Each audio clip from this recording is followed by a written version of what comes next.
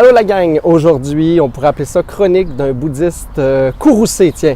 Parce que j'ai passé quelques heures aujourd'hui dans le centre-ville de Montréal, en vélo, à pied, dans les transports en commun, et j'ai jamais vu autant d'actes d'intolérance. Cette semaine, j'étais très fier, en tout cas, je me suis presque enorgueilli de voir à quel point notre société était solidaire devant la différence. On a célébré la journée mondiale contre l'homophobie. Et même les gens qui, je suis sûr, ont fait du bowling contre les gays quand ils étaient jeunes, arboraient un drapeau arc-en-ciel sur leur profil Facebook. C'était merveilleux. Et là, j'ai vu cette semaine apparaître tous les signes de solidarité sur Facebook.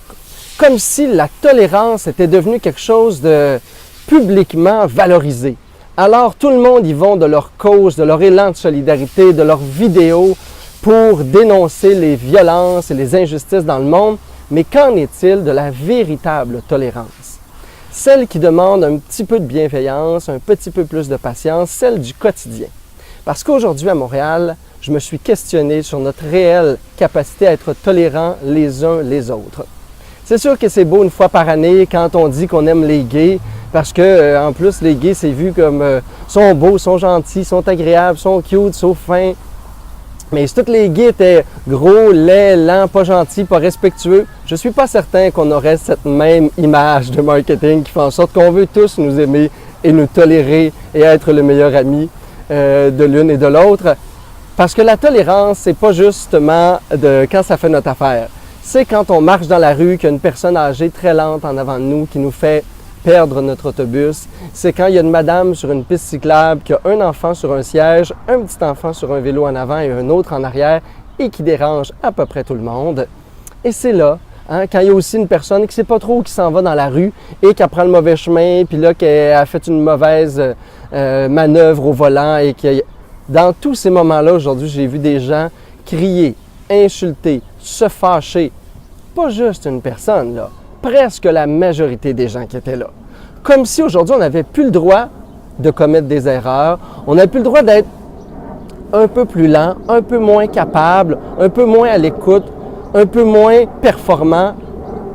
Et elle est là, la vraie tolérance. Est-ce qu'on est capable aujourd'hui dans notre société d'avoir assez de bienveillance, d'ouverture et de solidarité au lieu de pousser et de se frustrer contre quelqu'un qui a un enfant sur la piste cyclable ou une personne âgée ou une personne obèse qui prend 2 places dans le métro? Est-ce qu'on peut juste être un peu plus humain, avoir de la bienveillance, avoir de la compassion, rester patient, ouvert et avoir un esprit solidaire? Hey, c'est des humains, tabarouette. Tous ces gens-là qui marchent moins vite, qui sont moins bons, qui se sont trompés de chemin, c'est des êtres humains. Alors aujourd'hui, cette semaine, je vous demande, affichez rien sur Facebook, mais s'il vous plaît, faites-le. Faites des actes de tolérance. Créez à chaque jour un hymne à la tolérance, à la solidarité, à la bienveillance pour qu'entre êtres humains, on prenne soin des plus faibles, des malades, des gens qui prennent plus de place dans le transport en commun et des maladroits et des malhabiles.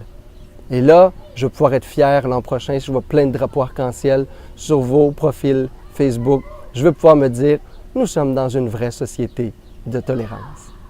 Namasté tout le monde!